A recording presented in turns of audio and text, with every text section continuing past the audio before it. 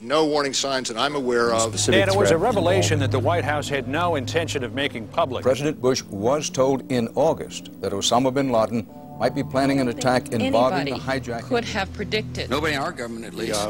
August 6th, PDP. I believe the title was Bin Laden Determined to Attack Inside the United States. 70% of family members' questions were never answered during the 9/11 Commission report. Lee Hamilton and Thomas Keane said they were set up to fail. I mean, I'm a member of the commission. It's a scam. It's absolutely disgusting.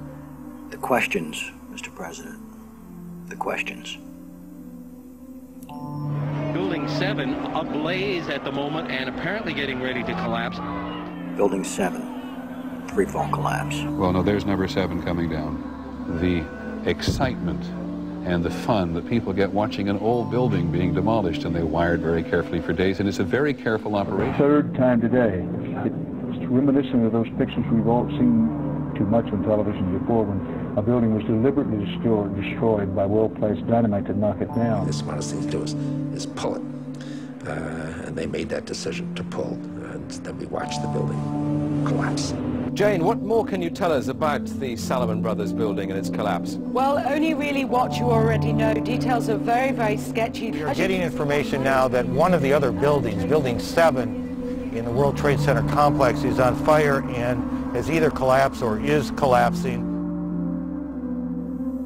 The Pentagon. Vanishing airplane. From my close-up inspection, there's no evidence of a plane having crashed anywhere near the Pentagon. The only site is the actual site of the building that's crashed in, and as I said, the only pieces left that you can see are small enough that you could pick up in your hand. There are no large tail sections, wing sections, a fuselage, nothing like that anywhere around, which would indicate that the entire plane crashed into the side of the Pentagon. Firefighters and police describing explosions. A lot of them. The secondary explosion. We've got numerous people covered with dust from the secondary explosion. Just floor by floor instead of popping out. It was if they had detonated. Yeah, if they were planned to take down a building. Boom, boom, boom, boom, boom, boom, boom. Looks sort of like the building just demolished. Even if there was no secondary explosives in the building. Kind of like gunfire.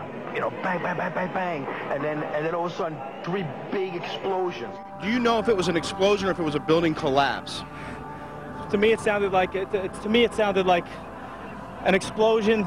Chief Albert Turry told me that he tried to get his men out as quickly as he could, but he said that there was another explosion which took place, and then an hour after there was another explosion in one of the towers here. Sibel Edmonds, FBI translator, breaking her gag order. All our intimate relationship with Bin Laden and Taliban. We did carry very intimate relationship with these people all the way up to September 11. Bin Laden was spirited into this military hospital in Rawalpindi for kidney dialysis treatment. The military had him surrounded. They were saying that Osama bin Laden had to be watched carefully and looked after. NORAD standing down. Where were the planes? On now to one of the eeriest moments amid the carnage of 9/11. A mysterious plane was seen flying right over the president's residence. The E-4Bs over New York and Washington, otherwise known as the Doomsday Planes. It has never been officially explained. Cell phones working at impossible altitudes. Solicitor General Ted Olson receiving phone calls that the FBI says were never made. What happened during that call? This is the only information we have on these terrorists. She was able to call him twice. How she could pull that off, we don't know, but she did. These are the questions, Mr. President. These are the questions. They go on and on. Good afternoon, Mr. President. I come to you today representing the families of the victims of September 11th, as well as millions of my fellow Americans. Hopefully by now you've had a chance to read my letter to you, 20 Minutes with the President, and if not, at least had its contents brought to your attention. We have questions, Mr. President. Lots of questions. A lot of them are detailed in my letter, but trust me, there are hundreds more questions. As my letter chronicles, sir, The 9/11 Commission itself says they were lied to, deceived, and essentially prevented from carrying out a real investigation. The people of the United States and the world demand the truth, sir. We have to continuously ask questions. That's what a patriot does. That's what a true American does. We ask questions. You, sir, have the power as well as the responsibility to initiate a truly independent congressional investigation into the events of 9/11 as well as its aftermath.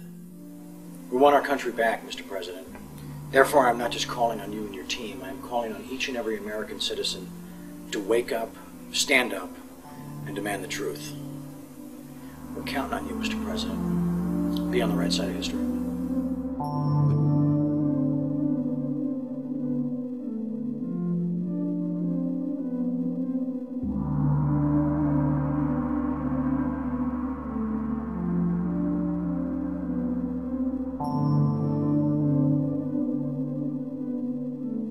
Are you now saying that they weren't asking to block an investigation? An investigation must not interfere with the ongoing efforts to prevent the next attack.